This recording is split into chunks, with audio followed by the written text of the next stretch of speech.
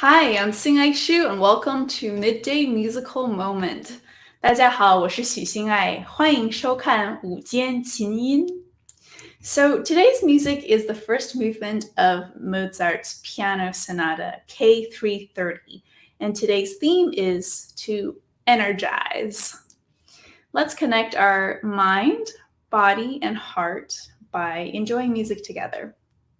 And we'll take a moment to find our breath. Inhale and exhale. So we've talked about the importance of listening to our bodies and then making our intentions clear. Today, let's talk about the importance of getting the energy to carry out our intentions. And my cultural nugget of the day is about taking dance lessons. So in China, professionals start training at a very young age, and their body type, their talents are discovered at age 3 or 4. And I did not have very straight legs, but I really wanted to dance. There's something about motion that is corresponding to music that just really excited me. And so one day, a dance teacher came to visit my parents socially, and my mom politely asked if she would let me take a couple dance classes, and she agreed, but she said very condescendingly, well, you're never going to be a dancer because your legs aren't straight enough. So with that on my heart, I didn't really go anywhere with dance, but when I was in 5th grade and we had already been living in the US, we moved to a town where there was a dance studio within walking distance from our house. And I walked in and asked for dance lessons. And this lady didn't care at all how straight my legs were. She said, yeah, come anytime. And she even took me to New York City to take a class together at the Steps Dance Studio. And so I guess the moral of the story is just find the people who are going to share your passions and who are going to appreciate what you love to do. Now, throughout my whole life, I was never good at any sports, team sports, but dance was something that allowed me to exercise and move. And I don't know what gives you energy in your life, but I know that we all need to physically exercise as part of our healthy lifestyle, because we can't function well without the right chemical balance that we get from exercising. And there are certain pieces of music that just makes me want to move.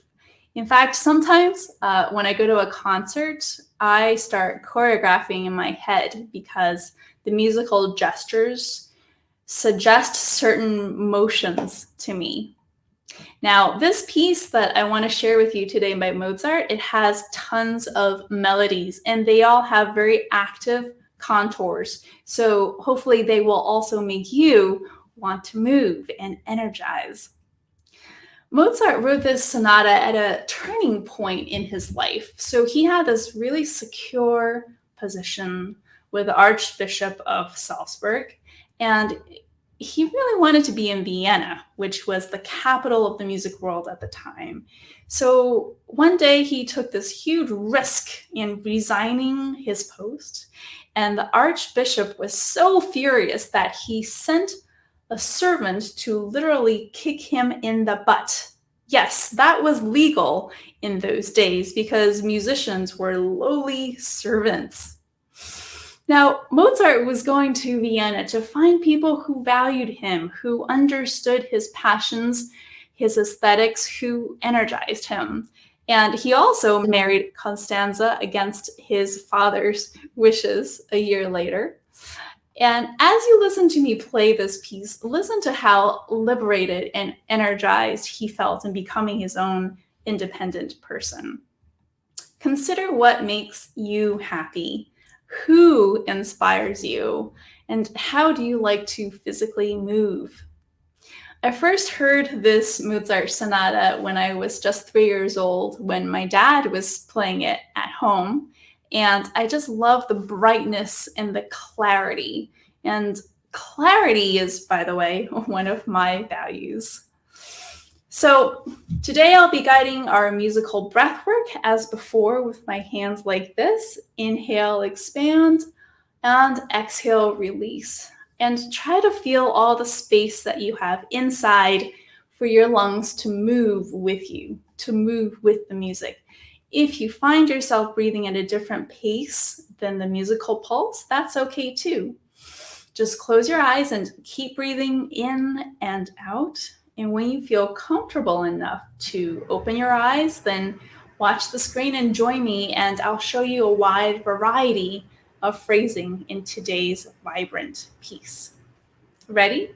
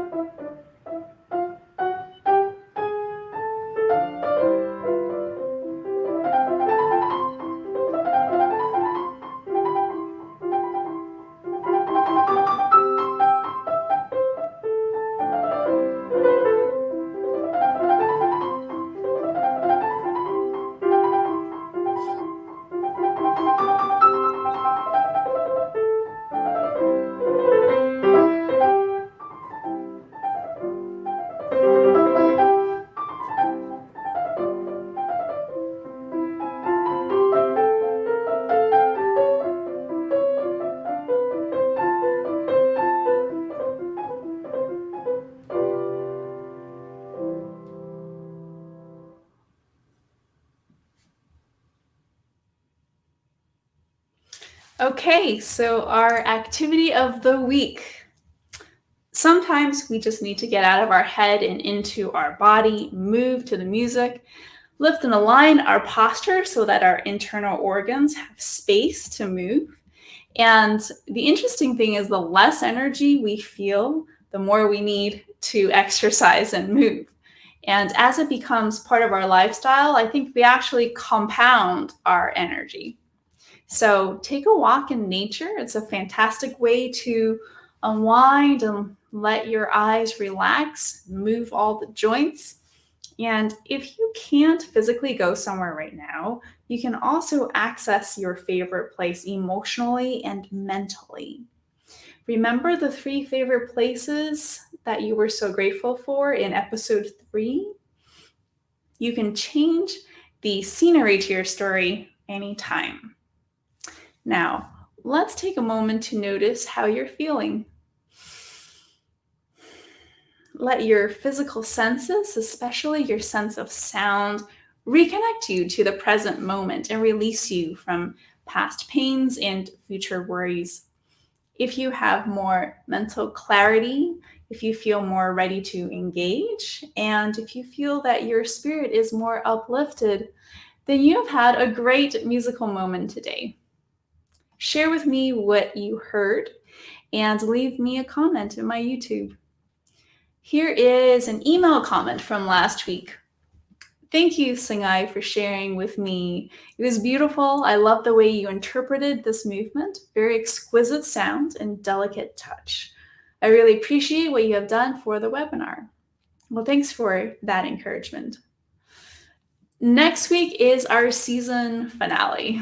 So we're going to have a prelude by Rachmaninoff. And if you want to get a fuller context of how Rachmaninoff connected his life and music, come to my Rachmaninoff live webinar this coming Tuesday, July 27th. Details and additional resources are on my website, hsingayshu.com. Also, for our finale, we have a conversation presented in partnership with New Haven Symphony Orchestra. It will feature Dr. Keith Churchill, the new president of the Yale New Haven Hospital, as well as the president of the board at the New Haven Symphony Orchestra. And remember that you can suggest questions. So you can email me at thenumegstudio@gmail.com before Monday at noon. And there is also ways for you to get in touch through the Yale-China.org website. Happy listening, and I will see you next week.